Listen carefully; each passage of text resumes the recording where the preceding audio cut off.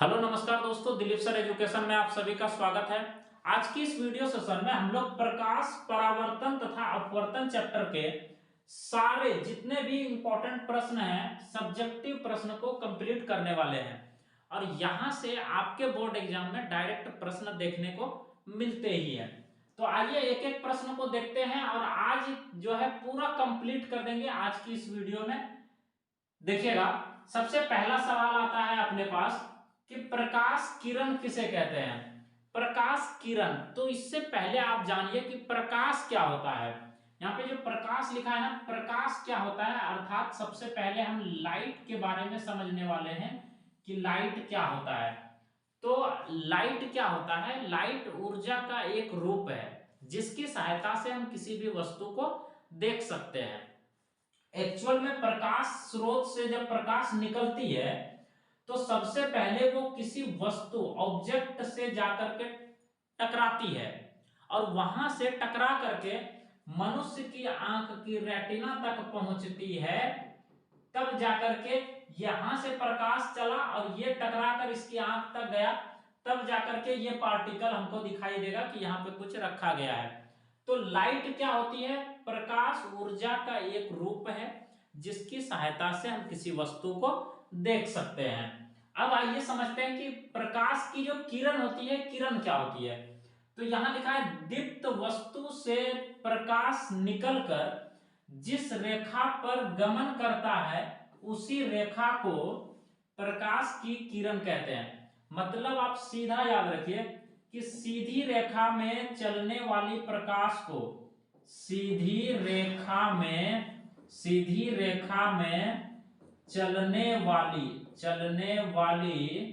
चलने वाली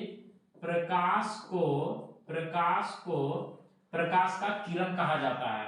याद रखिएगा, सीधी रेखा में चलने वाली प्रकाश को प्रकाश का किरण कहते हैं। जैसे ये देखिए, ये किरण चल रही है सीधी रेखा में, ये किरण चल रही है सीधी रेखा में, ये किरण चल रही है सीधी रेखा में। तो ये एक दूसरे के अगर समांतर होगा तो इसको समांतर किरण बोलेंगे, क्योंकि ये एक दूसरे के समांतर है। समांतर किरण पुंज, क्योंकि जब किरणों का समूह होता है तब हम उसको बोलते हैं किरण पुंज। तो और ये एक दूसरे के साथ समांतर में है तो इसीलिए हम बोल दिया समांतर किरण पुंज। किरण पुंज तीन प्रकार की होती है: समांतर किरण पुंज, अभिसारी किरण पुंज और अपसारी किरण पुंज। आगे डिस्कस करेंगे, आगे बढ़ते हैं। अगला सवाल देखिएगा क्या लिखा हुआ है।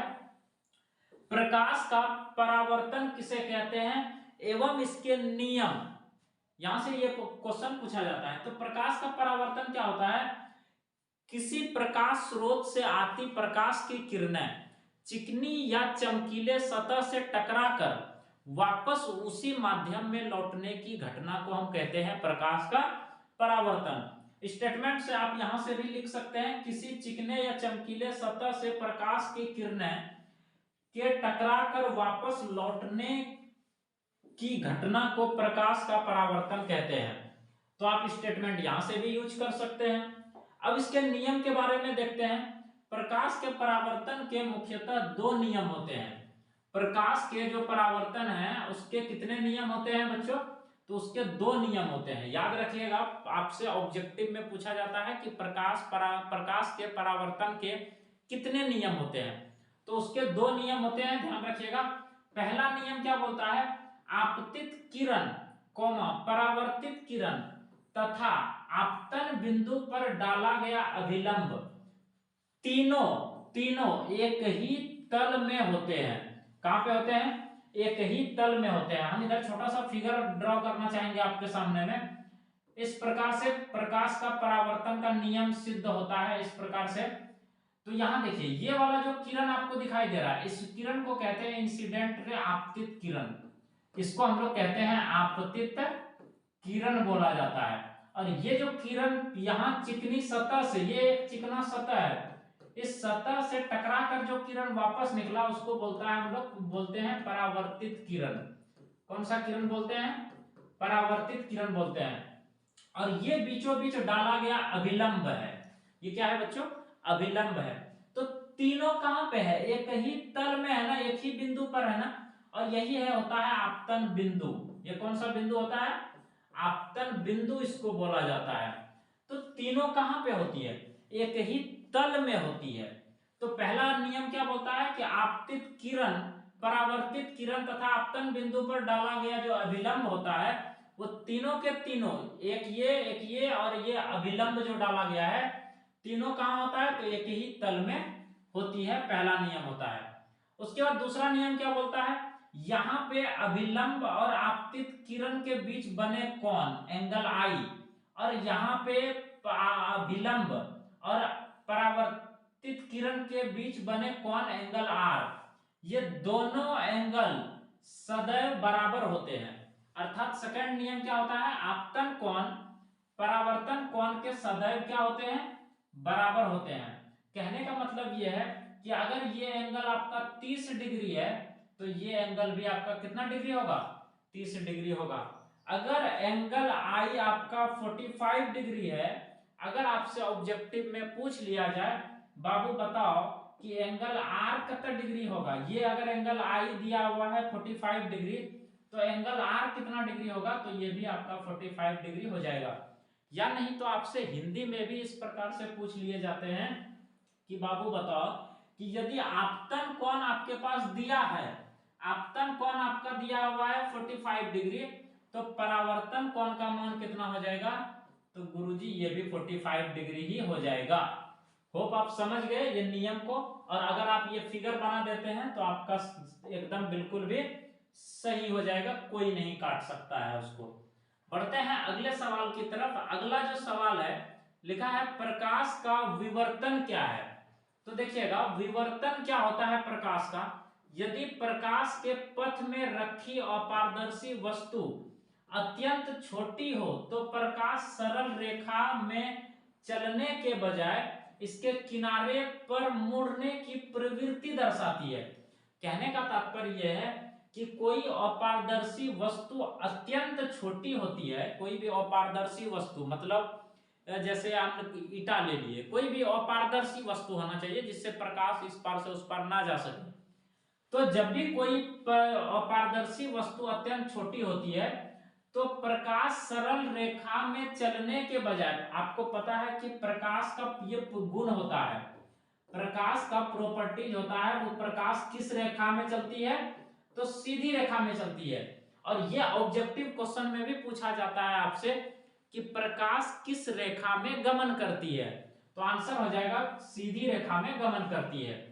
तो जब अपारदर्शी वस्तु अत्यंत छोटी होती है तो प्रकाश सरल रेखा में चलने के बजाय उसके किनारों पर मुड़ने की प्रवृत्ति दर्शाता है, और इसी प्रभाव को कहते हैं हम क्या? प्रकाश का विवर्तन। होप आप समझ गए होंगे। बढ़ते हैं अगले सवाल की तरफ। अगला जो नंबर 5 सवाल है देखिएगा, लिखा है समतल दर्पण में प्रतिबिंब की क्या विशेषताएं होती है? आप सभी को पता है कि ऑब्जेक्टिव में इससे प्रश्न काफी ज्यादा पूछे जाते हैं, तो आपको यहां से भी कंप्लीट हो जाएंगे।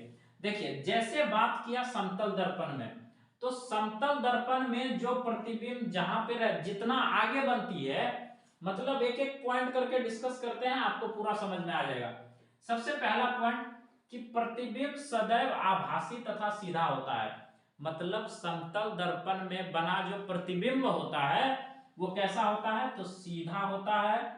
और सीधा जैसे होगा, सीधा हमेशा आभासी। मतलब आपको हम पहले भी बताए थे कि आभासी प्रतिबिंब बना तो वो सीधा होगा, सीधा होगा। और वास्तविक प्रतिबिंब जो है हमेशा कैसा होता है? उल्टा होता है। इस चीज को आप लोग ध्यान रखिएगा। तो पहला पॉइंट हो गया। दूसरा पॉइंट है प्रतिबिंब का आकार बिंब के आकार के बराबर होता है। मतलब वस्तु का एक मिनट देखिएगा, वस्तु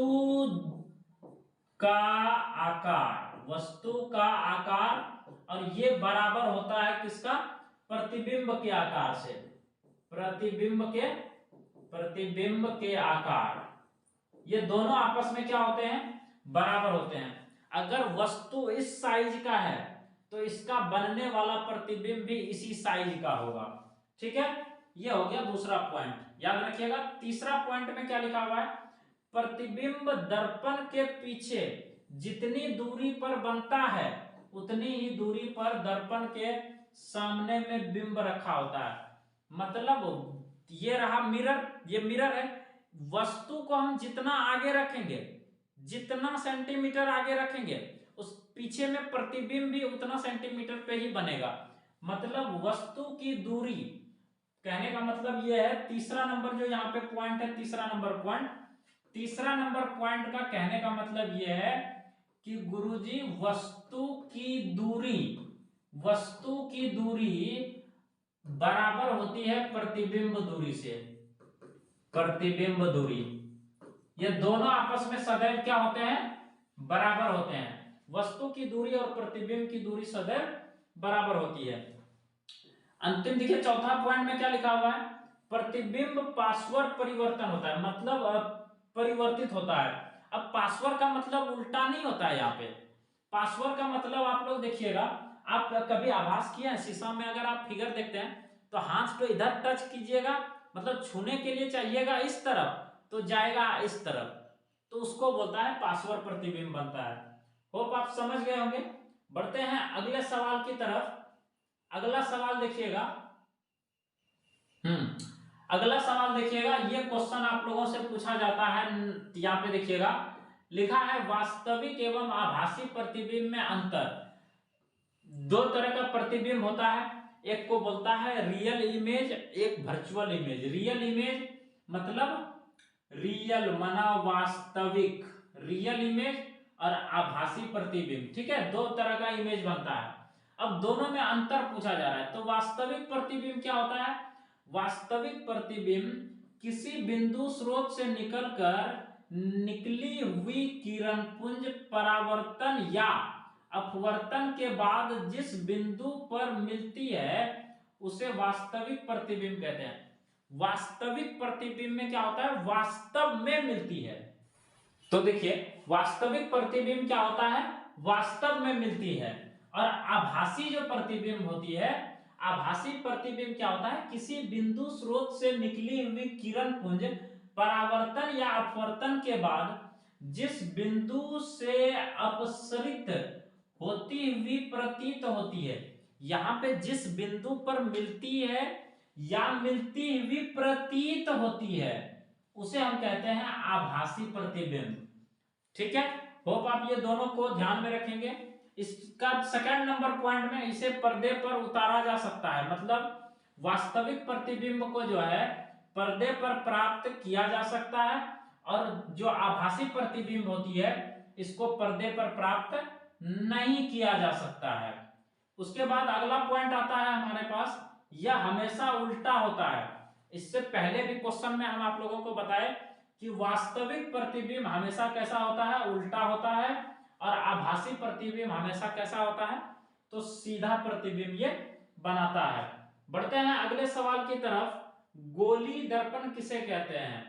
अगला सवाल है हमारे पास, गोली दर्पण किसे कहते हैं, स्फेरिकल मिरर क्या है। तो देखिए ऐसे दर्पण जिनका परावर्तक पृष्ठ गोली है, गोली दर्पण कहलाता है। गोली दर्पण एक खोखला गोला का भाग होता है। इस तरीके से खोखला गोला का ये क्या है, भाग है। ठीक है, खोखला गोला का क्या होता है, भाग होता है। इसी को हम लोग कहते हैं गोली दर्पण। ठीक है, देखिएगा आगे बढ़ते हैं। तो गोली दर्पण समझ में आया, जिसका परावर्तक पृष्ठ क्या होता है, गोली होता है, उसको हम कहते हैं गोली दर्पण। क्लियर। अब आता है अगला सवाल कि अवतल दर्पण किसे कहते हैं। अवतल दर्पण मतलब क्या है, वह गोली दर्पण जिसका परावर्तक पृष्ठ अंदर की ओर धंसा होता है। तो देखिए सबसे पहले हम आप लोगों को थोड़ा सा समझा देना चाहते हैं, ये हो गया हमारे पास गोली दर्पण। अब इसी को हम क्या करेंगे, काट देंगे। थोड़ा सा देखिएगा, इसको अगर हम काट दें, इधर देखिएगा, हम इसको क्या किए, इतना सा काट दिए, ये वाला भाग देखिए, इसको बीच में काट दिए। अब यहाँ पे आप लोगों को दो दर्पण दिख रहा होगा, इसको हम बाहर से पेंट कर दिए। यहाँ पे देखिए ये पेंट हम कर दिए इसको इस तरह से, और इसको हम अंदर से पेंट कर दिए। तो यहाँ पे दो प्रकार का दर्पण देखने को मिल गया ना, दो प्रकार का दर्पण। अब ये वाला जो दर्पण आप लोगों को दिखाई दे रहा है ना, ये वाला दर्पण, ये वाला दर्पण अर्थात वह गोली दर्पण जिसका परावर्तक पृष्ठ अंदर की ओर, तो परावर्तक पृष्ठ ये हो गया, बाहर से तो ये पेंट किया हुआ है, इसका इधर से तो पेंट है, इसका परावर्तक पृष्ठ कौन सा हो गया, ये वाला परावर्तक पृष्ठ हो गया, ये वाला परावर्तक पृष्ठ हो गया। जब ये वाला परावर्तक पृष्ठ हो गया, एक मिनट देखिएगा, हम इसको थोड़ा सा जो है ये कर देते हैं, क्योंकि डबल हो गया है तो फिर वो तो देखिए परावर्तक पृष्ठ इसका अंदर की ओर है, अंदर की ओर धंसा हुआ है, अर्थात गोले के केंद्र की ओर धंसा रहता है, उसे अवतल दर्पण कहते हैं। मतलब अवतल दर्पण हो गया ये वाला जिसका परावर्तक सतह अंदर की ओर धंसा होता है, अंदर की ओर धंसा हुआ है, यह परावर्तक सतह है ना। तो इसको हम लोग बोलते हैं, इस वाले दर्पण को हम लोग बोलते हैं अवतल दर्पण। होप आप समझ गए होंगे कि अवतल दर्पण किसे कहते हैं। अब आता है उत्तल दर्पण। यहाँ पे देखिए अगला प्रश्न आता है, उत्तल दर्पण किसे कहते हैं। तो गोली दर्पण का वह भाग जिसका परावर्तक सतह बाहर की ओर उभरा होता है, मतलब जिसका परावर्तक पृष्ठ जो है बाहर की ओर उभरा हो, उसे हम कहते हैं उत्तल दर्पण कहते हैं। मतलब ये वाला जो दर्पण आप लोगों को दिखाई दे रहा है, इसको हम लोग बोलते हैं उत्तल दर्पण। कौन सा दर्पण बोलेंगे बच्चों, उत्तल दर्पण बोलेंगे। अब इसके बीचों बीच एक लाइन ऐसे ड्रॉ किया जाता है जिसको हम लोग कहते हैं मुख्य अक्ष। क्या बोलते हैं इसको हम लोग, मुख्य अक्ष बोलते हैं। इस जहां पे ये कटता है, दर्पण मुख्य अक्ष को जिस बिंदु पर काटती है, हम इसको जो है थोड़ा सा अलग कलर से दिखाने का प्रयास आप लोगों को करते हैं। ये रहा देखिए, जिस बिंदु पर काटती है इसको हम लोग क्या कहते हैं, इसको कहते हैं ध्रुव। इसको क्या कहते हैं बच्चों, ध्रुव बोला जाता है इसको। और इसका ध्रुव कहां पे हो गया, ये वाला पॉइंट हो जाएगा इसका ध्रुव। ठीक है, देखिएगा इसको बोलेंगे हम लोग ध्रुव। ठीक है, इसको बोलेंगे हम लोग ध्रुव। ये वाला रेखा कौन सी रेखा हो गया, मुख्य अक्ष हो गया। ठीक है, अब बढ़ते हैं आगे। देखिएगा अगला जो सवाल आता है हमारे पास, अवतल दर्पण तथा उत्तल दर्पण में अंतर। तो इसको आइए समझते हैं कंप्लीटली क्या होता है। देखिएगा अवतल दर्पण और एक साइड है अपने पास उत्तल दर्पण। देखिए सबसे पहले अवतल दर्पण में जो परावर्तक सतह होता है, परावर्तक सतह जो होता है किधर की ओर होता है, अंदर की ओर धसी होती है। क्या होती है, अंदर की ओर धसी होती है, पहला हो गया। इसका जो परावर्तक सतह होता है उत्तल दर्पण का, वो क्या होता है, बाहर की ओर उभरी होती है, पहला पॉइंट। उसके बाद इसका देखिए दूसरा पॉइंट, उभरे भाग पर पॉलिश किया रहता है। मतलब ये परावर्तक सतह अंदर की ओर धंसा होता है। इस प्रकार से दर्पण बनाए तो बाहर से इसका पेंट हो गया, तो इसका उभरे भाग पर पॉलिश किया जाता है, मतलब उभरे भाग को पॉलिश कर दिया गया है। और जो अंदर की ओर धंसा हुआ भाग है, अंदर की ओर धंसा हुआ भाग क्या है, वो परावर्तक सतह हो गया। ठीक है, वास्तविक एवं काल्पनिक दोनों प्रतिबिंब बनते हैं। मतलब ये हमेशा उल्टा होता है, ये उल्टा इमेज बनाता है। अवतल दर्पण अधिकतर उल्टा इमेज बनाता है, सिर्फ पास में, अर्थात हम बोल सकते हैं ये इसके पास जो होती है ना ये वाला, इसको हम थोड़ा सा चेंज में दिखाते हैं। यहाँ पे जो ध्रुव है, ध्रुव और यहाँ पे होता है फोकस, तो ध्रुव और फोकस के बीच में अगर कोई वस्तु रहती है तो उस कंडीशन में ये सीधा इमेज बनाता है। बाकी किसी भी कंडीशन में ये जो है सीधा प्रतिबिंब नहीं बनाता है, वो वास्तविक और काल्पनिक अर्थात उल्टा प्रतिबिंब का निर्माण करती है। किस प्रतिबिंब का निर्माण करती है, उल्टा प्रतिबिंब का निर्माण करती है। और इसका जो भाग है, धंसा हुआ भाग जो है पॉलिश किया हुआ रहता है। इसका इस प्रकार से प्रतिबिंब बनता है और धंसा हुआ भाग में इसका क्या किया रहता है, पॉलिश किया हुआ रहता है। तो और ये हमेशा कैसा प्रतिबिंब बनाता है, तो काल्पनिक प्रतिबिंब बनाता है। काल्पनिक माना क्या हो गया, सीधा प्रतिबिंब ये बनाता है हर हमेशा। इसमें देखिए दोनों लिखा हुआ है, ये सीधा भी बनाता है, इसीलिए आप लोगों को हम अभी बताए ना कि यहाँ पे प्रतिबिंब रहता है, एफ है ये वाला, एफ और पी के बीच में जब वस्तु रहता है कोई भी वस्तु, तो वो इमेज कैसा बनाता है, सीधा और आभासी बनाता है, और ये उल्टा इमेज भी बनाता है, बाकी अदर कंडीशन में ये उल्टा बनाता है। तो ये हो चुका क्लियर। अगले सवाल की तरफ बढ़ते हैं, ध्रुव किसे कहते हैं। तो ध्रुव अभी हम आप लोगों को समझाए कि मुख्य अक्ष जो होती है दर्पण के जिस बिंदु को काटती है उसी को कहते हैं हम लोग ध्रुव। अर्थात इसका देख लीजिएगा, डेफिनेशन के लिए आप यहां से स्टेटमेंट यूज कर सकते हैं, गोली दर्पण के परावर्तक पृष्ठ के केंद्र को, परावर्तक पृष्ठ कौन सा हो गया, ये अपने पास परावर्तक पृष्ठ हो गया, इसको जिस केंद्र, जिस जगह काटती है, जिस केंद्र को, मतलब पृष्ठ के केंद्र को ही हम क्या कहते हैं, ध्रुव कहते हैं। होप आप समझ गए इस चीज को। आगे बढ़ते हैं, अगला सवाल देखिएगा क्या लिखा हुआ है।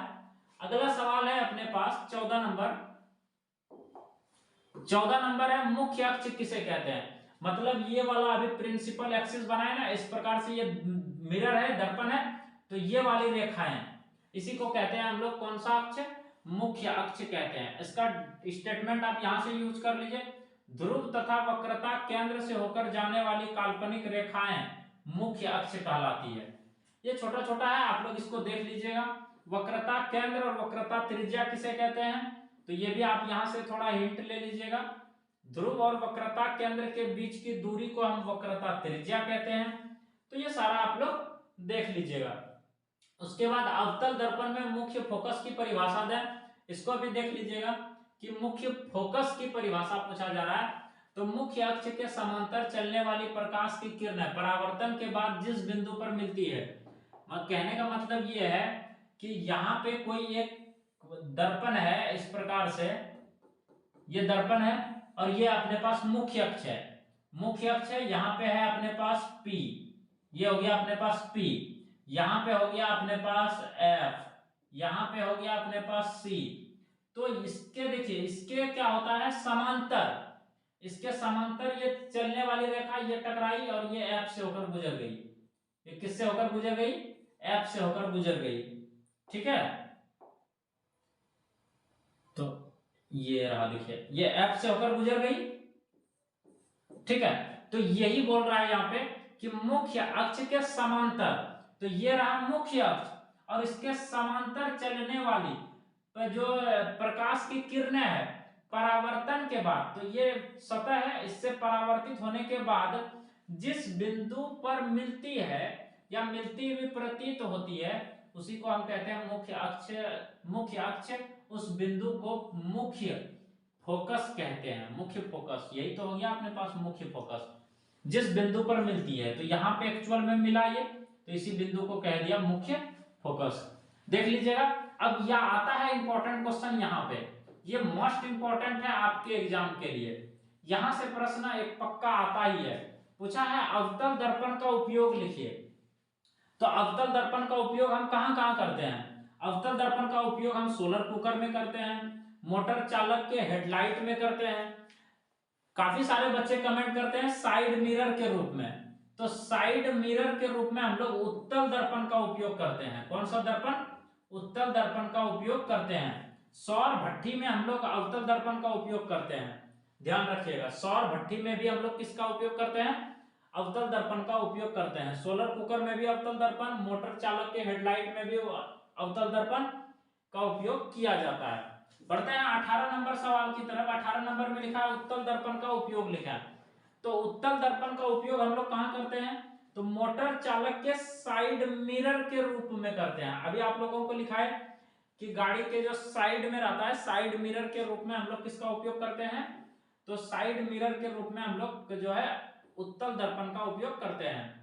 सड़कों में बल्ब के ऊपर परावर्तक के रूप में, सड़क के किनारे में जो बल्ब के ऊपर लगा रहता है उसमें भी हम लोग करते हैं किसका, उत्तल दर्पण का उपयोग करते हैं। तो होप आप समझ गए होंगे। आगे बढ़ते हैं, अगला सवाल देखिएगा। दर्पण की पहचान प्रतिबिंब देखकर किस प्रकार की जाती है। दर्पण का पूछ रहा है, पहचान जो है, दर्पण का जो पहचान है प्रतिबिंब देखकर किस प्रकार की जाती है। तो आपको हम सीधा बताते हैं, यदि दर्पण में बना प्रतिबिंब हमेशा सीधा आकार में वस्तु के बराबर, तो दर्पण समतल होगा। मतलब आपको याद रखना है ये सब चीजें कि समतल दर्पण में जो प्रतिबिंब बनता है वो वस्तु के बराबर बनता है। जितना बड़ा वस्तु होगा उतना बड़ा प्रतिबिंब होगा। तो इस चीज से पहचान करते हैं। प्लस साथ ही साथ वो सीधा बनता है, किसमें? समतल दर्पण में। अगर हम अवतल दर्पण की बात करें तो अवतल दर्पण में क्या होता है, निकट रखी वस्तु सीधा प्रतिबिंब बनाता है, अर्थात काल्पनिक बनाता है। देखिए, यदि वस्तु को धीरे धीरे दर्पण के नजदीक ले जाने पर सीधा और बड़ा प्रतिबिंब बनता है तो वह दर्पण अवतल होता है। जैसे जैसे मान लीजिए अवतल दर्पण है, उसमें क्या होता है, यदि वस्तु को हम धीरे धीरे दर्पण के नजदीक लाने लगे तो प्रतिबिंब बनेगा बड़ा और प्लस सीधा बनेगा। तो उस कंडीशन में आप जान जाइए कि वो अवतल दर्पण है। उत्तल दर्पण में क्या होता है, यदि दर्पण के सामने वस्तु की किसी भी स्थिति के लिए प्रतिबिंब हमेशा सीधा और छोटा बनाता है। देखिए, उत्तल दर्पण में हमेशा वस्तु कैसा बनता है, सीधा और छोटा बनता है। ठीक है, आगे बढ़ते हैं अगला सवाल की तरफ। किन स्थितियों में प्रयुक्त दर्पण का प्रकार बताइए।